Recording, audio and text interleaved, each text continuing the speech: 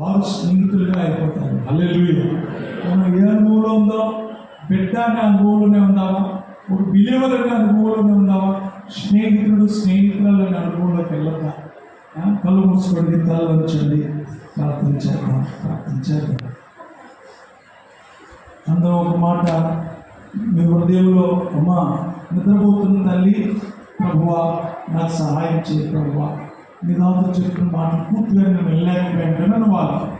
ప్రభువా ఈ అబ్రహాములాగా, last Sunday చెప్పిన అభిగయుల్లాగా నాయన విశ్వాసంలో మీరు ఉండాలని చెప్తున్న ఈ లక్షణాలు ఏదైతే నాయన మా విశ్వాసంలో నీతి కలగాలి, మీ నీతి ఉండాలి దేవా, సద్గుణం ఉండాలని మీరు మాతో మాట్లాడారు. ఈ విశ్వాసంలో జ్ఞానం ఉండాలి నాయన, ఆశా నిగ్రహం ఉండాలి నాయన, సహనం ఉండాలి ప్రభువా నాయన, భక్తి ఉండాలి నాయన, భక్తి ఉండాలి నాయన, సహోదర ప్రేమ దయ ఉండాలి తండ్రి నాయన. ఇవే కదా నాయన అబ్రహాముని నీకు సన్నిహితంగా మార్చింది. దావీదు నా హృదయాచార్యుని చెప్పి అద్భుతంగా దావీదును నువ్వు కోరుకున్నది. ఈరోజు నాయన నా ప్రభువ మాలో ఆ దుర్లక్షణాలు ఉంటాయనే కదా నువ్వు మమ్మల్ని పిలిచి రక్షించుకున్నావు.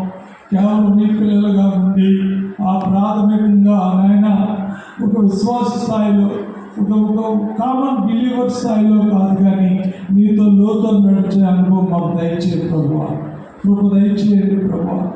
తప్పిపోయినప్పుడు నువ్వు మాట్లాడావు, నీ బిడ్డలుగా తప్పిపోయినప్పుడు మరొకసారి నాయన నా విశ్వాసాన్ని సరిచేయండి. అందరూ ప్రార్థన చేయండి. నీ విశ్వాసాన్ని నేను బాగు చేస్తానని ప్రభు చెప్పాడు. భ్రష్టులైన బిడ్డలారా, చెడిపోయిన బిడ్డలారా అని దేవుడు మాట్లాడలేదా? నీ అవిశ్వాసాన్ని బాగు చేస్తానన్నాడు. మన విశ్వాసం ఎలా ఉంది? మన విశ్వాసంలో దేవుడు చెప్పిన లక్షణాలు మళ్ళీ ఉన్నాయా?